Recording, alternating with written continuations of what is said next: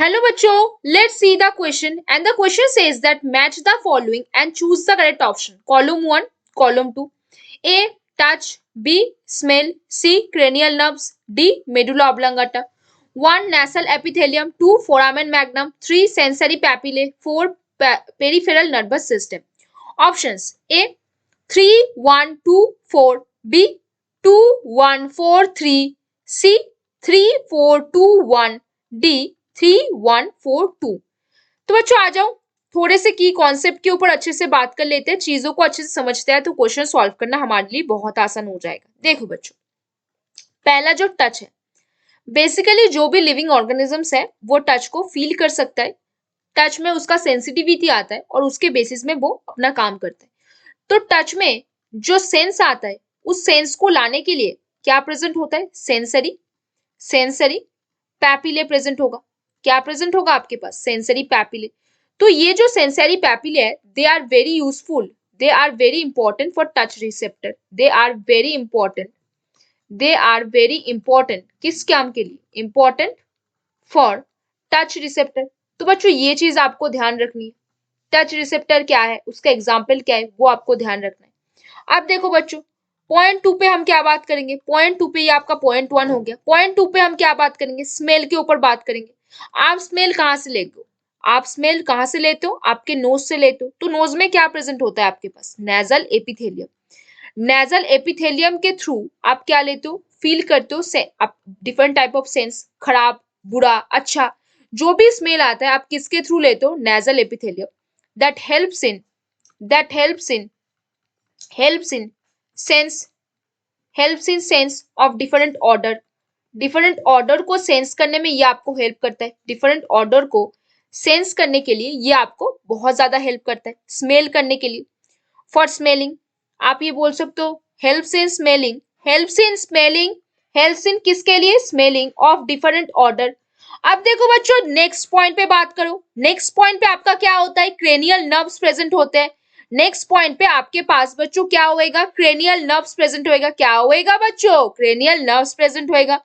क्या होएगा बच्चों बताओ? Cranial nerves. अभी ये जो क्रेनियल नर्व्स होंगे वो किसके पार्ट होंगे? आपके पेरिफेरल नर्वस सिस्टम के पार्ट हो जाएंगे। किसके पार्ट हो जाएंगे? पेरिफेरल नर्वस सिस्टम के पार्ट हो जाएंगे। कौन? आपके क्रेनियल नर्व्स। क्रेनियल नर्व्स किसके पार्ट होंगे? पेरिफेरल नर्वस सिस्टम के। अब दूसरा और किस चीज पे हम बात कर सकते हैं बच्चों? दूसरा और किस चीज पे बात करेंगे? हर चीजों को बच्चों अच्छे से समझो, टू द पॉइंट जानो, आंसर आप अच्छे से सॉल्व कर पाओगे। देखो फिर हम जानेंगे किसके बारे में? मेडुला ऑब्लांगाटा के बारे में। मेडुला ऑब्लांगाटा जो होता है वो कहाँ पे आपका प्रेजेंट होएगा? कहाँ पे आपका प्रेजेंट होएगा? ये आपका प्रेजेंट होगा कहाँ पे? फोरामेन मैग्नम पे। कहाँ पे प्रेजेंट होएगा? फोरामेन मैग्नम पे ये आपका प्रेजेंट होगा। ये बहुत सारे चीजों का सेंटर रूप में काम करता है, बहुत सारे चीजों का सेंटर के रूप में काम करता है। जैसे मान लो रेस्पिरेटरी रिदमिक सेंटर जो होता है, आपके रेस्पिरेटरी रिदमिक सेंटर होता है, उसमें भी इसका बहुत ज्यादा हेल्प होता है।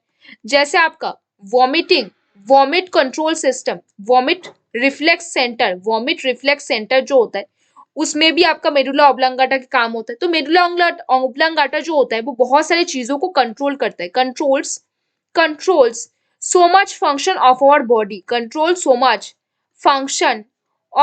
body, हमारे बॉडी के बहुत सारे फंक्शंस जो होते हैं वो कौन कंट्रोल करते हैं? आपके मेडुला ऑब्लांगाटा कंट्रोल करते हैं।